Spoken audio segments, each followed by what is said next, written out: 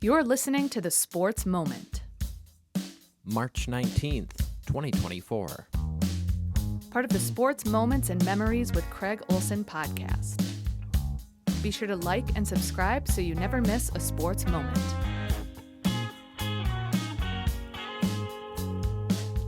Sponsored by Pemberton Law and Lake Area Docks and Lifts. Lake Area Docks and Lifts, more than just docks and lifts. Lake Area Docks and Lifts. The final week of the winter season in Minnesota high school sports, and it's the boys state basketball tournament. And we have two area teams that are down at state. The West Central Area Knights in Class A, seeded number 2 in the tournament, and the Pelican Rapids Vikings in Class AA. The Vikings actually play first on Wednesday night at 8 o'clock, and their opponent will be third-seeded Lake City. Well, one of the keys this year for the Vikings has been having a healthy Timmy Guler. Their senior guard has been a key player for them, and he's coming off a couple of the really devastating injuries. His ninth grade year, he had a knee injury that kept him out of the entire basketball season. And then last year, his junior year, he also missed the entire basketball season with a knee injury. Well, he was rehabbing all off-season, came back to start the season. Nobody was sure how he would respond to the rehab and how he would recover and how much of an impact he would make. Well, he's made a huge impact, and I talked with head coach John Gullingsrud about the hard work that Timmy Guler put in to get back to where he could contribute the way he has to this Vikings success. Yeah, it's special. He's a special kid, and like you said, he's just worked so hard and such a special talent, regardless. But then you throw in his work ethic, and he's missed 2 full varsity seasons of basketball. He missed his ninth grade year with a meniscus injury to his knee, and he missed last year, obviously, as a junior to his ACL tear. So it's so satisfying to watch him play as well as he has this season.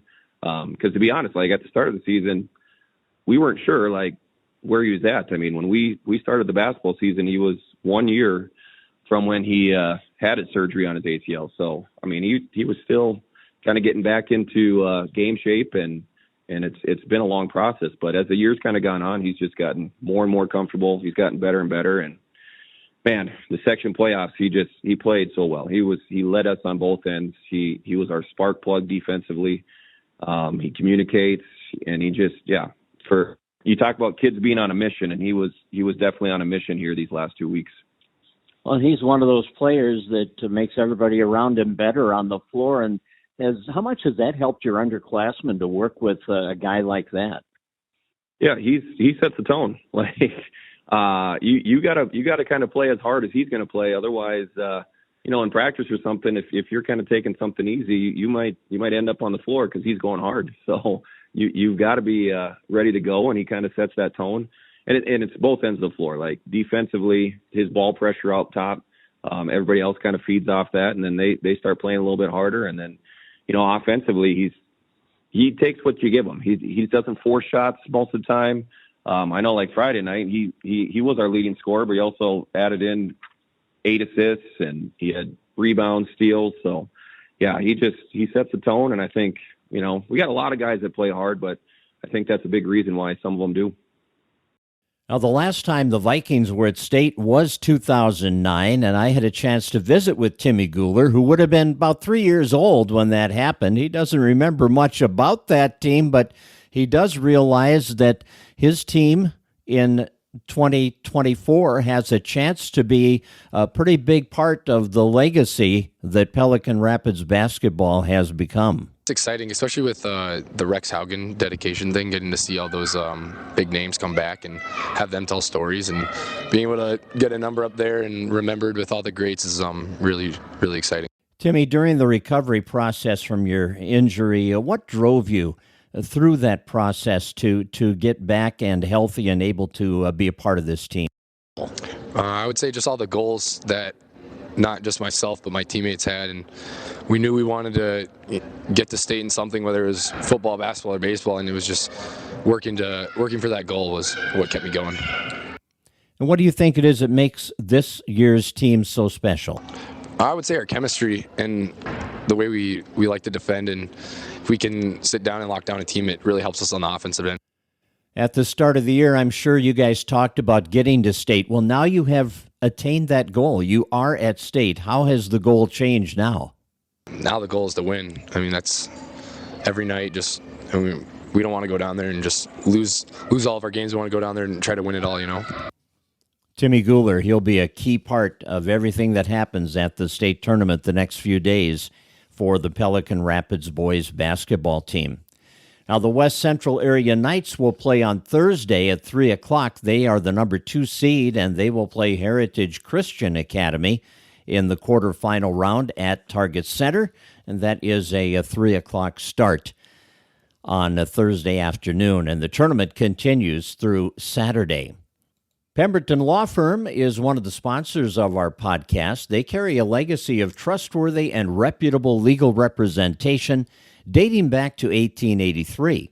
You can visit them with offices in Fergus Falls, Wadena, Detroit Lakes, and Alexandria, and of course online at pemlaw.com. That's pemlaw.com. Lake Area Docks and Lifts offers premium waterfront equipment, sales, service, and installation. Best quality and service at the best prices. Just ask your neighbor at the lake. Lake Area Docks and Lifts.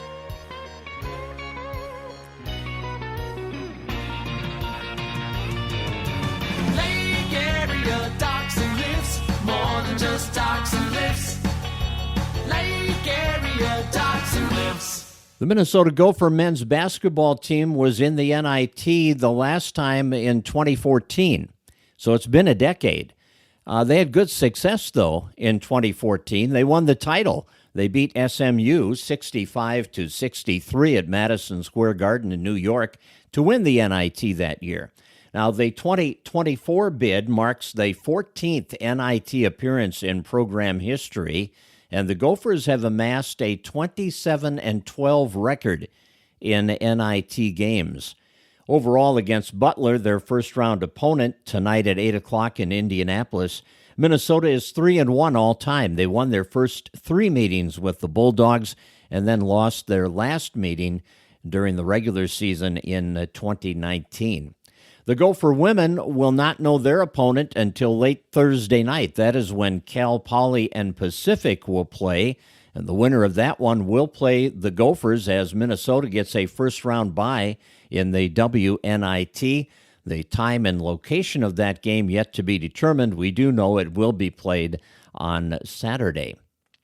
And Ellie Colbeck, the Fergus Falls Otter grad who played for their state tournament runner-up team 2 years ago, is in the NCAA women's tournament with her South Dakota State Jackrabbits. They are a number 12 seed in the Portland Regional, and they will be going up against Utah, number 5 seed, on a Saturday at 9 p.m. on ESPNU. So good luck to Ellie and South Dakota State University in that contest. Well, Anthony Edwards had a big night, 32 points, 8 assists, 7 rebounds, and the Timberwolves beat the Utah Jazz for a second straight time, beat them 114-104, and they wind up sweeping that 4-game season series against Utah. And Naz Reid added 17 points. He made 7 out of 12 shots in the first half, but he did not play after halftime due to a head injury. So his absence depleted a Minnesota front court already missing Rudy Gobert and Karl Anthony Towns because of injuries. The Timberwolves got 27 points off 17 turnovers and beat Utah for the second time in 3 days. They will now host Denver tonight. And the Nuggets and the Wolves are dead even in second place in the Western Conference at 47-21, a half game behind Oklahoma City. Minnesota is on a 3-game winning streak. National Hockey League tonight and tomorrow night. The Wild are on the road in California. They play the Anaheim Ducks tonight. The LA Kings tomorrow, they are 5 points out of the final playoff spot in the Western Conference, and only 14 games remain. So they need to go on another nice winning streak. They've had a few of those this year. Hopefully they can put it together one more time and make that playoff push. And after a fairly healthy spring training camp, Monday brought a barrage of bad news on the injury front for the Twins. Anthony DeSclafani, their new free agent acquisition at starting pitcher, has a forearm strain, and he will start the season on the injured list. Now, that opens the door for Louis Varland to be the number 5 starter to begin the season, and Varland has earned it. He has had a great spring. In his 11 innings, he has struck out 11 batters and allowed only 6 hits and no runs, so he'll plug in pretty well to that spot in the rotation. At the end of the bullpen, however, not good news, as Johan Duran is out with a right oblique strain, and we know how they heal slowly, so we'll see how long he misses action. And left-handed reliever Caleb Thielbar winds up on the injured list with a hamstring strain. So there are some issues injury-wise with the pitchers, as we are only 9 days away from opening day to the Major League Baseball season. Thanks for joining us for our podcast. Come back tomorrow. You've been listening to The Sports Moment with Craig Olson. Sponsored by Pemberton Law and Lake Area Docks and Lifts. Produced by Sunroom Lab. Music by Blue Red Roses. Subscribe wherever you get your podcasts, and thanks for listening.